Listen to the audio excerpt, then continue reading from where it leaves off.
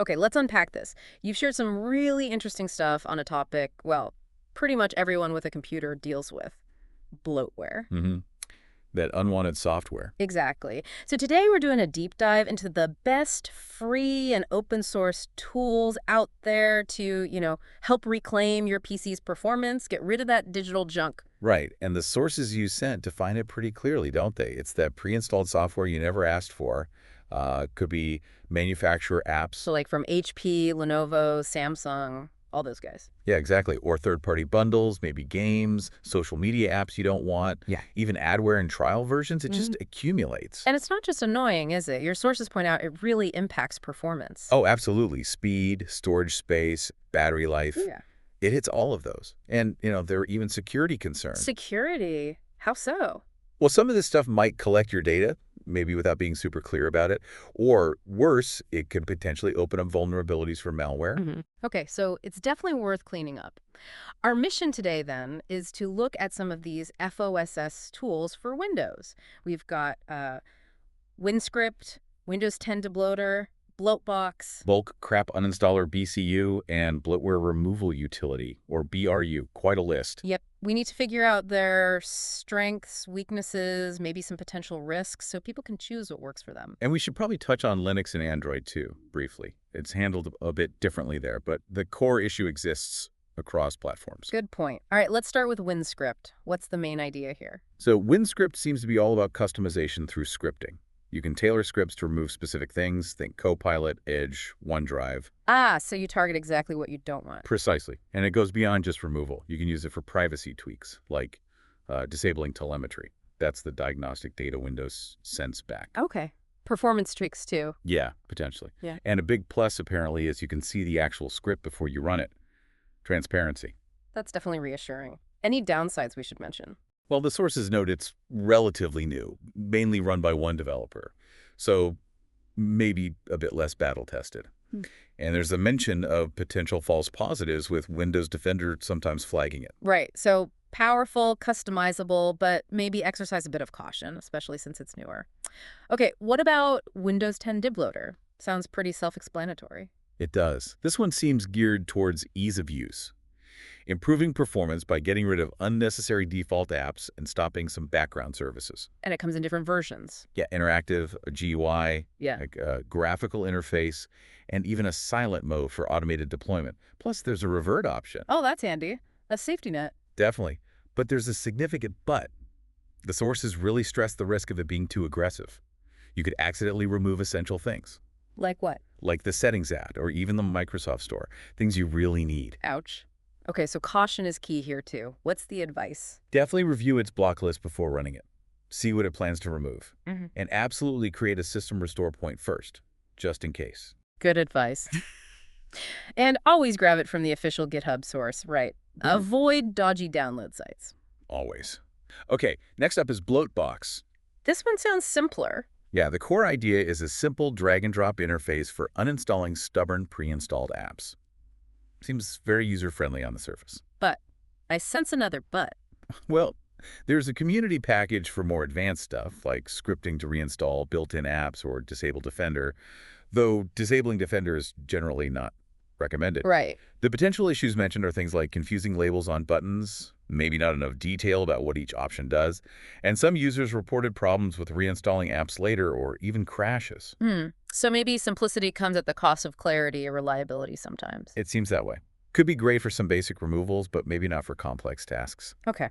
Now, bulk crap uninstaller, BCU. The name certainly grabs your attention. It does, and it sounds like it lives up to the name. It's built for removing large numbers of applications efficiently, even hidden or protected ones that standard uninstallers miss. So it's thorough. Extremely.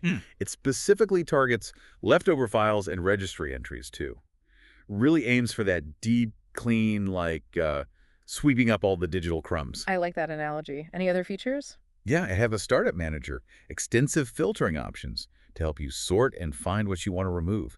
Seems quite powerful. Sounds impressive. Is there a catch? The main potential downside noted is that the interface can be, well, a bit much, potentially overwhelming for new users with all those options.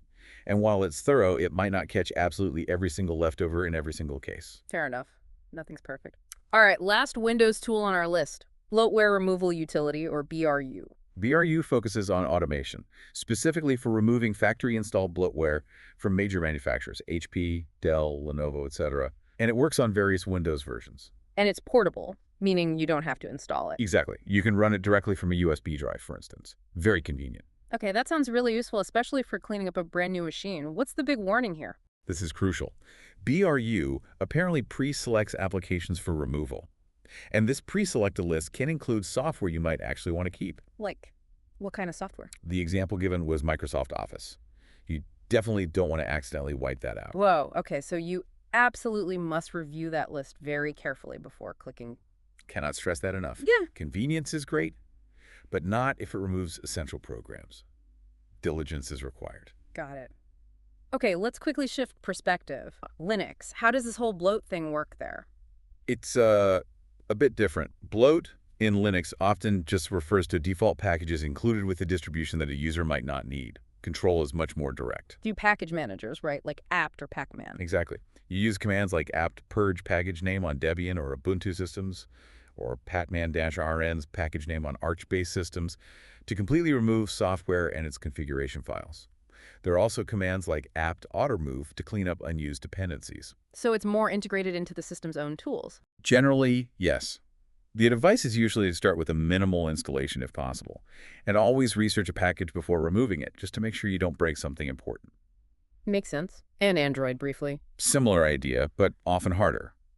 Tools like debloater exist, but they usually need root access, gaining administrative control over the device, which voids warranties and carries security risks if not done carefully. Right, not for the faint of heart. Okay, so pulling it all together, comparing these Windows tools, what are the key takeaways? Well, summarizing the sources, BCU looks like the powerhouse for thorough uninstalls and cleaning leftovers. WinScript offers that fine-grained control via scripting, if you're comfortable with that. And the others. BRU is convenient for manufacturer bloat, but carries that big risk with pre-selections. Bloatbox is simple, maybe too simple, with potential reliability questions. And Windows 10 Debloater is easy to use, but also risky if you don't check what it's removing. So no single best tool. It really depends on your needs and technical comfort level. Absolutely. Yeah. Which leads us to best practices, right? Yeah. Regardless of the tool. Yeah, what's the essential checklist? Number one, always back up your important data. Always. Yeah. On Windows, create a system restore point before making major changes. Crucial. What else? Research what you're removing. Don't just delete things blindly. Use the official uninstaller if it works properly. If using scripts or advanced tools, run them with administrator privileges. And double check those lists, like with BRU. Yes. Carefully review any pre-selected items. After you've done the cleanup, monitor your system, make sure everything still works as expected. And if all else fails, or you want the absolute cleanest slate. A clean install of the operating system is always the ultimate debloating method. Start fresh. So hopefully this deep dive gives everyone a clearer picture of the bloatware situation and the FOSS tools available to fight back. Whether you go for BCU's power, WinScript's control, or just use your Linux package manager wisely, the key is being informed and careful. Definitely. Now, here's something to chew on. Think about why bloatware is so common. What does its persistence tell us about the business models of hardware makers and software vendors? What responsibility do they really have to give us clean, efficient systems from the start? That's a big question, something maybe worth pondering as you look at the software on your own devices.